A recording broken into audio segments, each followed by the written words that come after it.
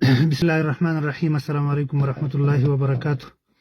محترم مسلمانانو ورونو، امید لرم چې روغ او جوړ به ورونو. تاسو ته پته ده چې د فتنو دور دی او په عالم اسلام باندې فتنې د باران په څیر باندې راوریږي. نو د علماو فرض جوړیږي چې د دې فتنو مقابله وکړي او اسلامي امت د دې فتنو نه ویری. دغه معاصر فتنو له جملې څخه یو عظیم او خطرناک فتنه چې په دې عصر کې او په دې ټولنه کې موږ او تاسو د رابطه عالم اسلامي په نوم باندې پیژنو. نن به دغه فتنې په اړه باندې خبرې کوو او موږ به کوشش کوو چې موږ تاسو سره هغه معلومات شریک کوو چې کوم یقیني دي، حقیقت دی او د هغې حواله موږ تاسو ته درکولی شو. نو ورونو، چې کوم علما حضرات دي، طلبا حضرات دي، هغې ته زموږ دا درخواست دی که چېرته تاسو سره د دې فتنې په اړه باندې علم وي، معلومات وي، نو دا ستاسو فرض جوړیږي چې دا د امت سره شریک کړئ، امت د دې فتنې نه ویروئ. او که ستاسو سره د دې فتنې په اړه باندې معلومات نه وي، تحقیق نه وي، نو بیا دا ستاسو فرض دی چې د دې فتنې په اړه باندې تاسو تحقیق وکړئ، معلومات راجمع کړئ او د دې حقیقت را څرګند کړئ او د امت ته یې وښایئ او د امت د دې فتنې نه ویروئ.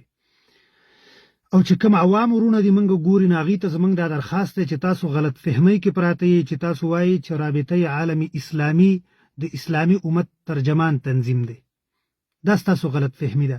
ولې چې رابطه عالم اسلامي د اسلامي امت ترجمان تنظیم نه دی، بلکې د اسلام او د اسلامي امت لپاره د زهرو حیثیت لري. وروسته به انشاءالله موږ دا خبره ثابتوو او موږ به ښایو.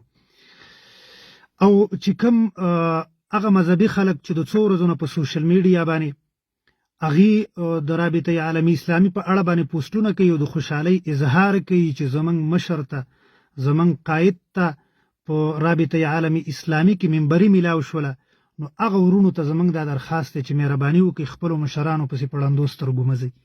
د دې شي لږ معلومات وکړئ، لږ تحقیق وکړئ. الله رب العزت به تاسو نه تپوس کوي. راځو د دې فتنې په اړه باندې یو څو خبرې کوو. اول دا چې دا فتنه چا جوړه کړې ده، د دې هدف څه دی، د دې مرکز کوم ځای کې دی، او د دې منبرانو له وظیفه څوک ورکوي. نو مختصر یو څو خبرې به کوو انشاءالله. ورونو، رابطه عالمي اسلامي د وحدت الادیان یو عظیم داعی غیر سرکاري تنظیم دی. کار یې څه دی؟ نو کار یې دا دی چې د یهودو د خوا کوم معتدل جدید اسلام جوړ شوی دی، د هغې د خپرولو کوشش کوي. نتیجه به یې څه راوځي؟ نو نتیجه به یې دا راوځي چې غواړي یهود چې جهادي فکر، جهادي نظریه دا له منځه ویسي. دې باندې اوس موږ یو څو شواهد تاسو ته پیش کوو.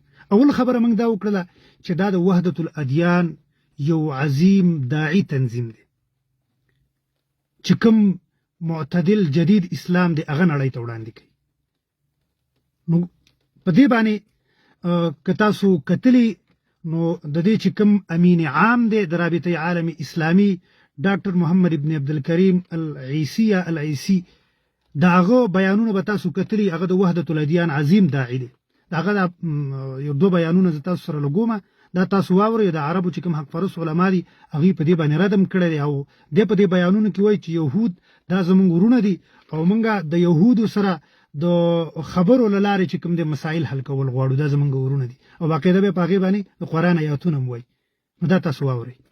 يقول إخواننا المسيحيون أو اليهود يتفاخرون في رابطة العالم الإسلامي بتحمل المسؤولية مع إخواننا وأخواتنا اليهود والمسيحيين لبناء التفاهم والاحترام والحب والوئام بين أتباعهم. وقفت داعما إلى جانب إخوتي اليهود وقلت: إخواننا المسيحيون أو اليهود، أولا مصطلح الأخوة جاء في القرآن الكريم على معان كثيرة، منها أخوة الدين، إنما المؤمنون إخوة، وأخوة النسب مهما بعدت وإن اختلف الدين. يقول الله جل وعلا: وإلى عاد أخاهم هودا. تاسو واوریدلی د دې ډاکټر محمد ابن عبدالکریم العیسی دا خبرې تاسو واوریدلی چې د وحدت الادیان عظیم داعی دی، د یهودو ته ورونه وایي. او د دې تنظیم مقصد هم دا دی چې یهود بس زمونږ ورونه دي، یهودو سره موږ د خبرو له لارې چې کوم دی مسایل حل کول غواړو، د جنگ له لارې موږ نه غواړو چې د دې سره موږ مسایل حل کړو. په دې باندې انشاءالله زه وروسته تاسو ته یو دوه حوالې درکوم. بله خبره موږ دا وکړله چې دی چې کوم نوې اسلام راوړی دی چې په هغې کې مسلمانان، یهودین، عیسایان، څومره د تهذیبونو افراد دي، دا ټول دی وایي چې دا سره ورونه دي. دا اسلام چې دوی کوم نړۍ ته وړاندې کوي، نو د دې په نتیجه کې اسلامي امت نه د جهاد فکر او د جهاد نظریه هغه ختمول غواړي. او دا ځکه چې تاسو ته به پته چې د ډېرو وخت نه یهود لګیا دي په دې باندې کار کوي چې زموږ نړیوال حکومت راشي، زموږ په ټوله دنیا باندې حکومت راشي. خو په دې مقصد کې مخې ته خنډ یهودو ته صرف او صرف جهادي فکر دی او جهادي نظریه ده. ولی یهودو ته زمونږ د مونځ نه تکلیف نشته، یهودو ته زمونږ د اوداسه نه تکلیف نشته، یهودو ته زمونږ د روژې او د زکات نه تکلیف نشته، بلکې دغه مونځ، روژه، زکات، حج د یهودو په ملکونو کې منګه کولی شو. خو جهادي فکر، جهادي نظریه په خپل ملک کې موږ نشو لرلی او نشو ساتلی. ولی ځکه که جهادي فکر او جهادي نظریه د یهودو ملکونه پرېږده، موږ په خپل ملک کې ولرو او د هغې اظهار وکړو، نو د یهودو د ملکونو د طرف نه حکم راځي او اډر راځي چې د دې خلکو خلاف د اپریشن وشي او دا خلک دې ختم کړلی شي. دوی دا فکر لري او خرچې مو یې منګه کوو. نو دا خلک جهادي فکر، جهادي نظریه د منځه وړل غواړي. او باقی اسلام تاسو ته مې ویل روژه، زکات، حج په هغې باندې پابندي نشته دی او نه چې کوم دی د هغې نه یهودو ته تکلیف شته، هغه د یهودو ملکونو کې موږ کولی شو، خو جهادي فکر په خپل ملک کې موږ نشو لرلی. ولې؟ ځکه چې نړیوال حکومت ته مخې ته خنډ جهادي فکر دی. ځکه چې دې نړیوالو کافرو یهودیانو چې کوم دی څومره ازموینې مو کړلې زموږ په دې هیوادونو باندې، په هغه ټولو کې صرف د جهادي فکر د وجې نه دا خلک ناکامه شول. نو اوس هغوی غواړي چې د جهادي فکر د منځه لرې شي، نو زموږ به نړیوال حکومت راشي، زموږ به په ټوله دنیا باندې حکومت راشي. نو د دغې دپاره هغوی دا تنظیم جوړ کو د رابطه عالم اسلامي په نوم باندې. او بیا یهود دومره مکار قوم دی چې د دې دپاره د افرادو انتخاب چې کله کاوه، نو علما یې د دې دپاره منتخب کړ، د علماو انتخاب یې د دې دپاره وکړو. ولې؟ ځکه که سیکولر خلک راپاڅي او هغوی د جهاد د نظریې د ختمولو کوشش وکړي، نو هر سړی په هغې باندې پوهیږي او د هغې دا میشن نشي کامیابېدلی. خو هغوی د علماو انتخاب وکړو د دې دپاره. تاسو وګورئ نن په رابطه عالم اسلامي کې چې کوم دی ټول علما دي، د علماو انتخاب یې وکړو او بیا یې د مرکز کوم انتخاب وکړو، د مکې انتخاب یې وکړو. د دې مرکز په مکه کې دی. ولې؟ که چېرته د مکې په ځای باندې د دې مرکز په امریکا کې وي، نو بیا به هر سړی راپاڅېدلی او هر سړي به پرې تنقید کولی. خو یهود ډېر حرامین دي، یو یې د علماو انتخاب وکړو د افرادو دپاره او د مرکز دپاره د مکې انتخاب وکړو. دا په دې خاطر باندې چې مسلمانان وغولوي په دې باندې. او نن موږ ګورو چې مسلمانان یې غولولي دي په دې باندې. که اوس یو سړی راپاڅي او په رابطه عالم اسلامي باندې تنقید وکړي یا ځینې کوم انکشافات یې هغه مخې ته راوړي، نو خلک راپاڅېږي په هغه باندې رد بد وایي چې خو دته اوس وګوره دی اوس په رابطه عالم اسلامي غوندې تنظیم باندې نیوکه کوي، حالانکې دا خو داسې تنظیم دی او په دې کې ډېر غټ غټ علما دي. نو یهودو خو دا علما راوستي د دې دپاره دي چې دغه شانې کې پې موږ او تاسو وغولئ لکه دا څنګه چې پې وغولولو. نو دا تنظیم جوړ شوی د دې لپاره چې جهادي فکر، جهادي جذبه هغه د مسلمانانو د منځ نه لرې کړي. اوس په دې باندې زه تاسو ته ښیم انشاءالله. اول خو تاسو ته ما هغه دوه چې کوم بیانونه د ډاکټر محمد ابن عبدالکریم هغه تاسو ته ما ولګول چې کوم امین عام دی د دې رابطه عالمي اسلامي. اوس که تاسو آزاد دایره المعارف چې کوم ویب پاڼه ده په دې کې رابطه عالمي اسلامي سرچ کوي، نو دوی د رابطه عالمي اسلامي اغراض او مقاصد ذکر کړي دي او په هغه اغراض او مقاصدو کې یو غرض او یو مقصد دا ذکر کړي چې د رابطه عالمي اسلامي تنظیم د هیڅ قسم تشدد او دهشت سره تعلق نشته دی او دوی د عالمي تهذیبونو د افرادو سره د خبرو لار اختیارول غواړي، لار جهادي فکر د منځه.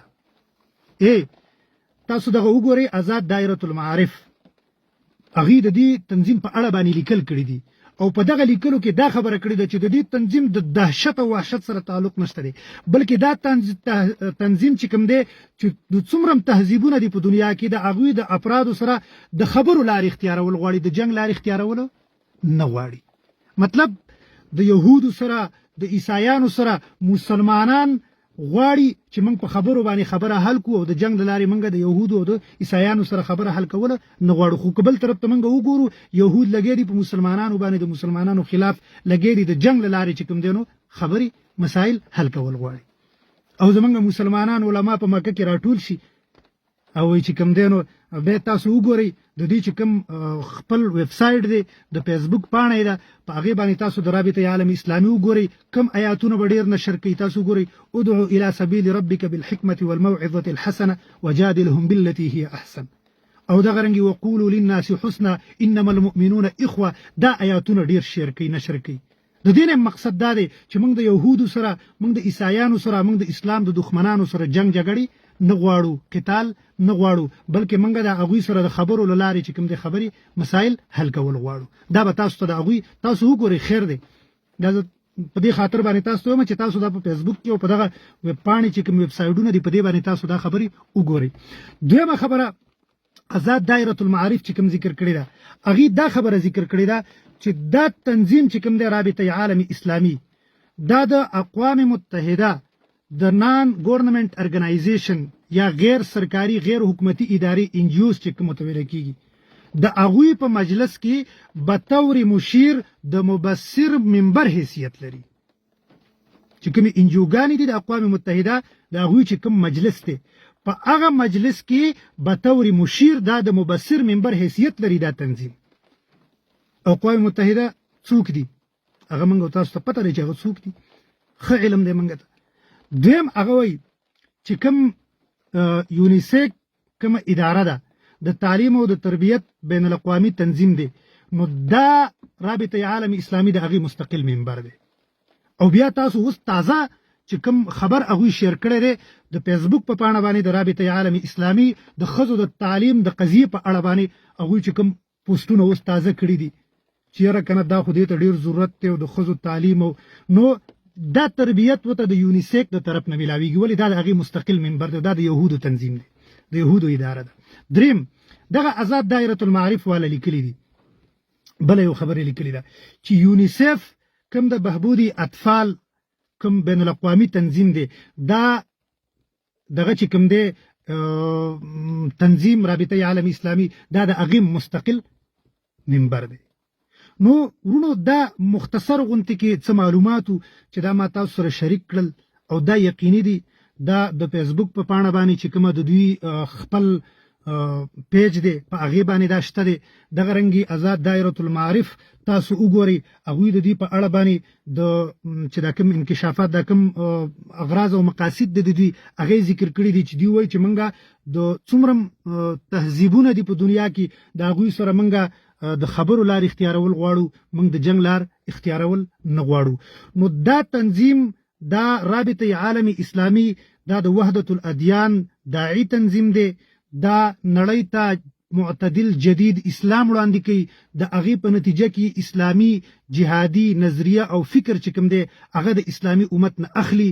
انشاءالله موږ به نورم کوشش کوو چې د دې په اړه باندې کوم معلومات دي زموږ سره هغه موږ را یوځای کړو، موږ هغه بیا تاسو سره شریک کړو. انشاءالله موږ کوشش کوو لګیا یو او تاسو ته دا درخواست دی چې تاسو د دې په اړه باندې خپله تحقیق وکړئ، مطالعه وکړئ او چې کوم معلومات تاسو سره لاسته راځي چې هغه د اسلامي امت سره شریک کړئ او اسلامي امت ته د فتنو نه ویروئ.